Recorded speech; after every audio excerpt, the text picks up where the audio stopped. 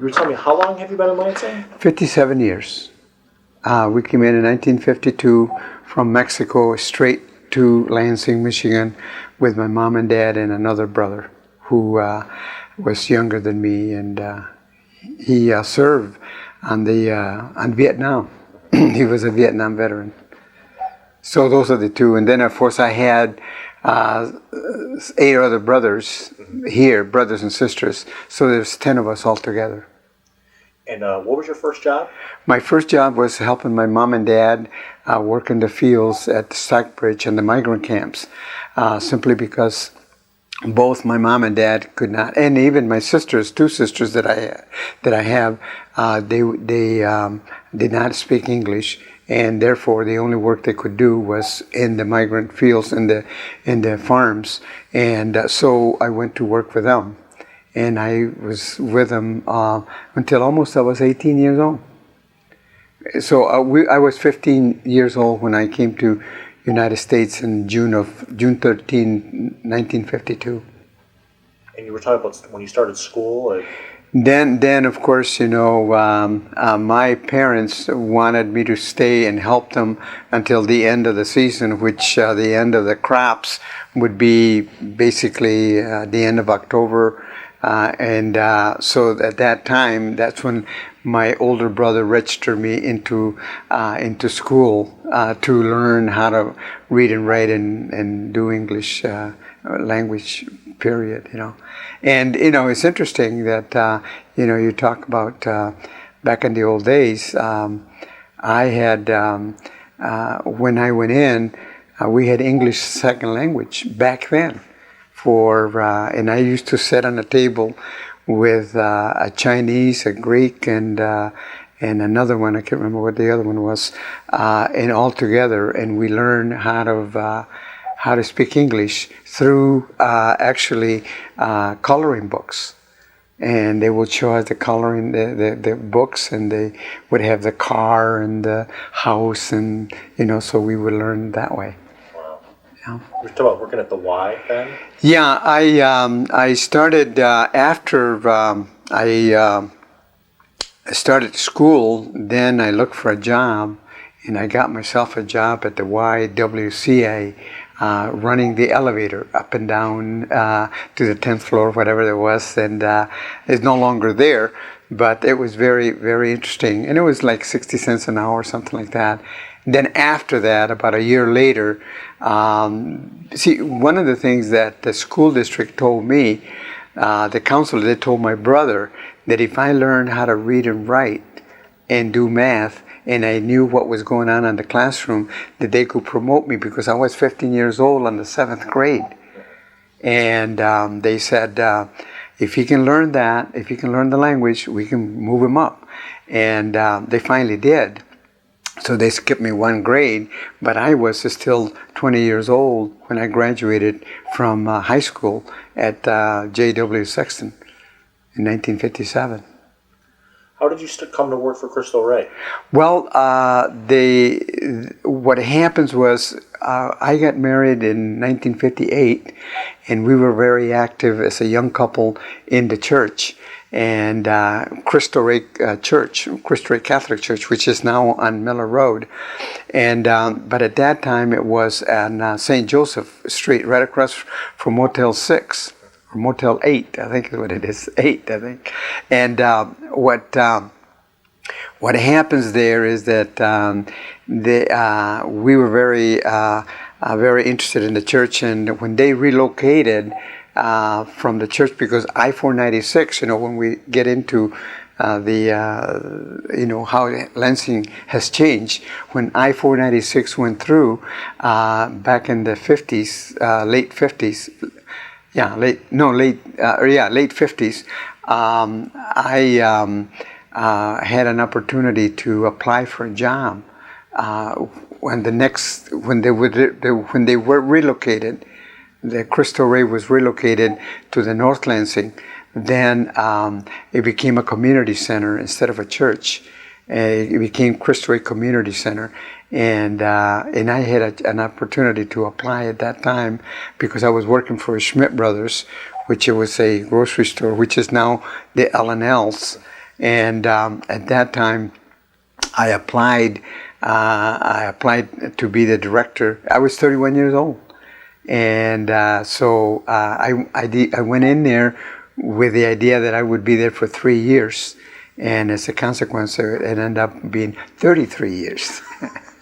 But back in the old days, they didn't have early retirement and all of that. And so what happens is, you needed to have at least 10 years in before you got vested. So I said, well, I'll wait 10 years. So then they changed that from 10 to 5, and now it's 5. You work 5 years, and then you get vested into retirement. And so as it is, I stayed there until actually 2003.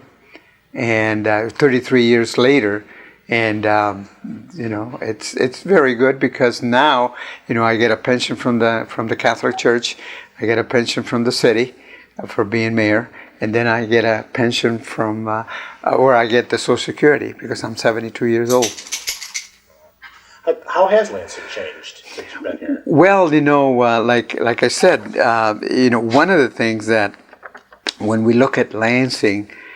When I first started looking at the changes was when I-496 went through, and then everyone there had to relocate back into other parts of the city, and it's very interesting that the majority of the people that live on that corridor that I-496 went through are over here on the south end of Lansing, on the other side of Holmes Road here. And it was very, very interesting. So that was one of the things that really started to change Lansing. And then, of course, MLK, or now Logan, or it used to be Logan Street. It used to be like actually 2 lanes, and then they made it into a boulevard, and that was really expanded, So things of that, I-496 was one, the MLK or Logan Street being expanded into a boulevard was another.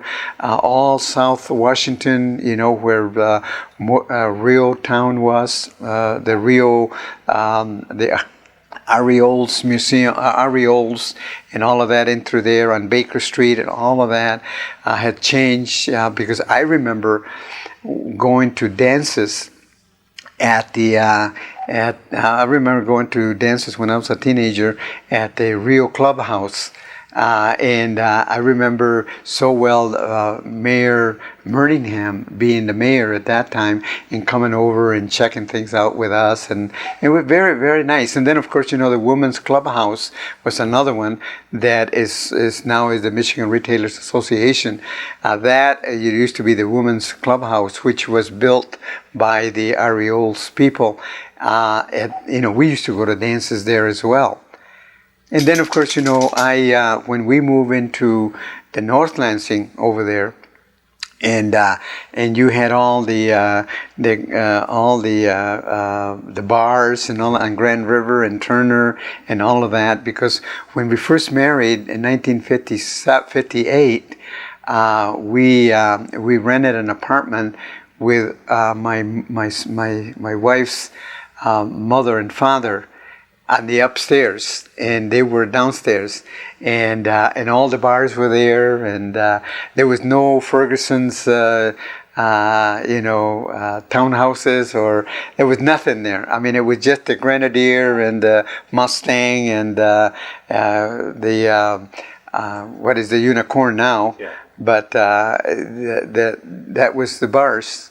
That was was that kind of seedy then, or? Yeah, it was very quiet, and then since then everything has changed quite a bit. So the North Lansing, the North Town now, what they call the North Town, at that time it was actually the city of Lansing.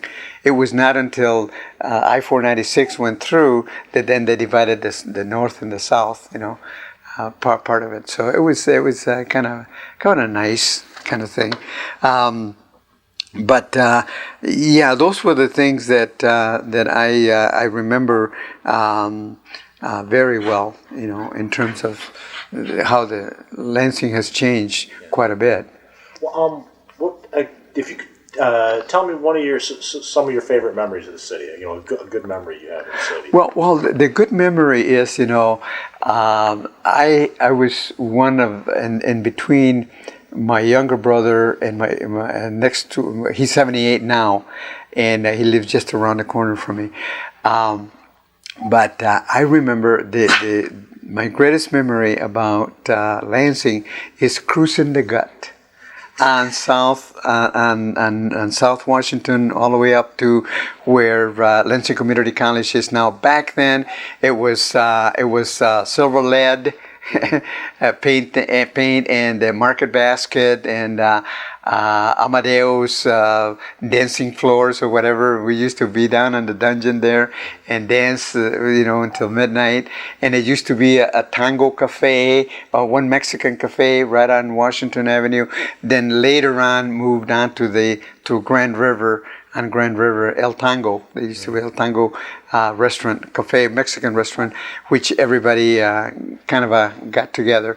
But going back to my memories of my brother, I probably was about 17 years old, and my brother used to take me like every Friday night down to right where the Greyhound used to be, right there and by the State Journal. Yeah. And everybody used to get together there, and my brother would get together with his friends, and I would go along with them, and then we would cruise.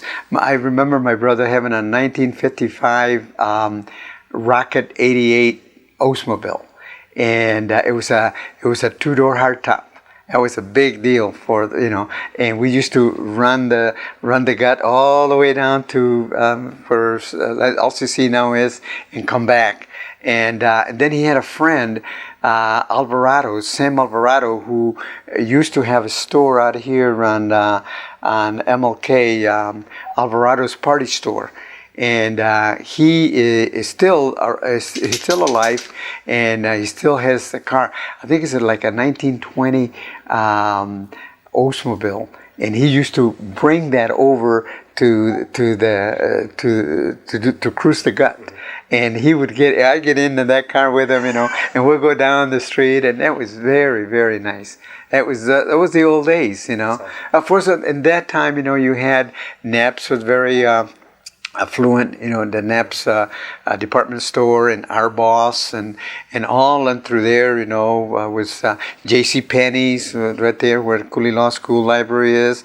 All of that used to be just a grandiose type of thing, As far as things I know that what's for our future, the sad thing is that no one ever knew that. See, my brothers and sisters, my brothers actually and brother-in-laws made their living out of GM plants, out of the auto industry, and with the auto industry being gone now, that is really devastating for the city. And I can tell you that the auto industry brought in a lot of people from all over the country. One of the things that I'm very proud about Lansing being so diverse, we have a lot of ethnic people here that are Hispanics, Blacks, Indians, Sikhs, and so the opportunities that we had back then, that in education and the opportunities of getting a jobs and education was one of the main things. I did a survey while I was at Cristo Rey that, we asked what would you say the main problems of the Hispanic community are, and one of them we listed at 5 of them.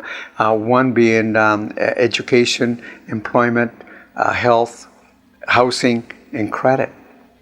And in that order, but with Lansing's future, depends on jobs and education, and and the diversity that we have in Lansing. So right now, to think that there is no jobs for the youth and for the incurred quite a few homeless as well. Because when you look at Michigan Avenue, at the same way, how the lug nuts, how we took over all of that, and we as a city are the ones that actually, I have always said that we're the ones that made a lot of these people homeless, because we had a lot of people at the trading post and all of those that were there, and we had people living on the second floors where now they're not.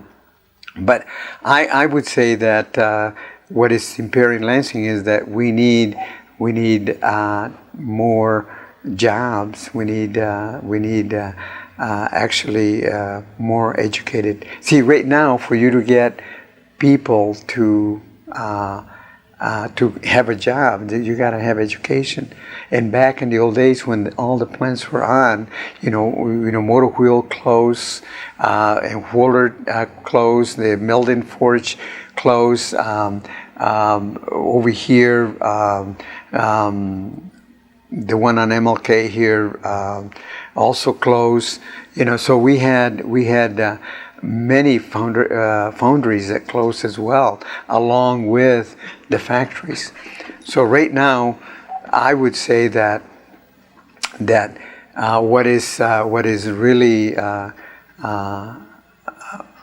problem for Lansing is the fact that we don't have, after 100 years, we don't have Oldsmobile, and we don't have Fisher Body, and those plants that are gone. And back in the old days, when my brothers and sisters were working in the plant, they had anywhere from 12 to 18,000 people. Today, if you have 6,000, it's a lot. It's about 50%, even less. So those are the things that I think are very real for us. And I think that basically Lansing is a very good city to live in, and I think that it's very clean, very low in crime, and I think we're doing wonderful. But there is changes, and we see them coming all the time. Thank you very much. I appreciate this greatly. Okay, well, thank you. Thank you so much.